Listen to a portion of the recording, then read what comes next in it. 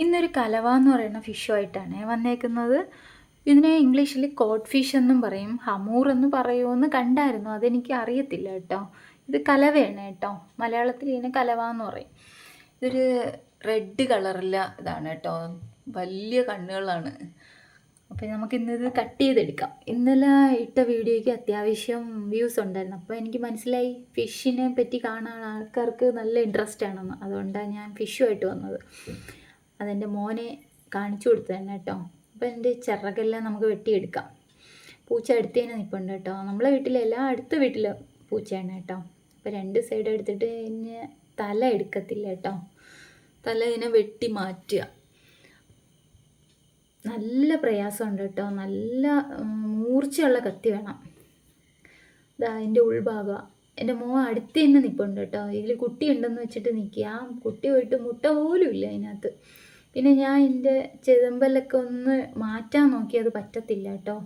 പിന്നെ ഞാൻ അതിൻ്റെ തൊലിയെല്ലാം പൊളിച്ചു മാറ്റി. അതെൻ്റെ മോനെ എടുത്ത് കാണിക്കുക. അങ്ങനെ രണ്ടായിട്ട് വിളർന്നിട്ട് ഇതിൻ്റെ തൊലി പൊളിച്ചു മാറ്റുക. അടുത്ത വീട്ടിലെ പൂച്ചകളാണ് കേട്ടോ. അതിനെല്ലാം കൊടുക്കുന്നുണ്ട്. പൂച്ചയ്ക്ക് ഒരു സന്തോഷമായിക്കോട്ടെ. മോൻ അടുത്തേനെ നിൽപ്പുണ്ട്.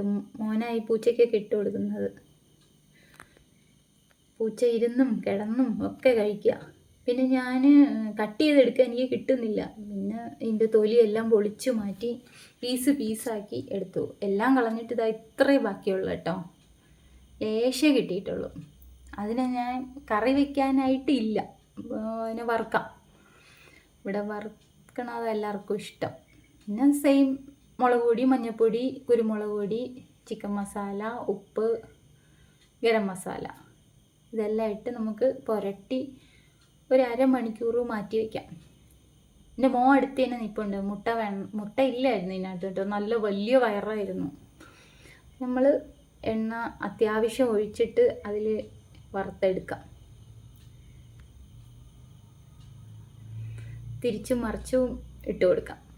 പിന്നെ ഒരു ഫ്ലേവറിന് വേണ്ടിയിട്ട് ഞാനിതിൽ വെളുത്തുള്ളി ചേർത്തിട്ടുണ്ട് കേട്ടോ. ഇഞ്ചി പേസ്റ്റും വെളുത്തുള്ളി പേസ്റ്റും ഇട്ടിട്ടില്ല. അതിന് പകരമായിട്ട് ഞാൻ വെളുത്തുള്ളി ചതച്ചിട്ട് കൊടുത്തു. അപ്പോൾ ഒരു പ്രത്യേക ടേസ്റ്റാണ്. ഇത് ഞാൻ കഴിക്കത്തില്ല, പക്ഷേ എൻ്റെ ഹസ്ബൻഡിന് ഇഷ്ടമാണ്.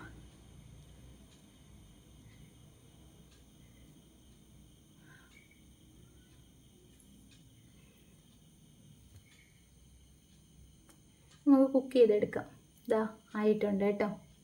അത്യാവശ്യം ഞാൻ കഴിച്ച് നോക്കി. അത്യാവശ്യം ടേസ്റ്റ് ഉണ്ട് കേട്ടോ. Okay, by.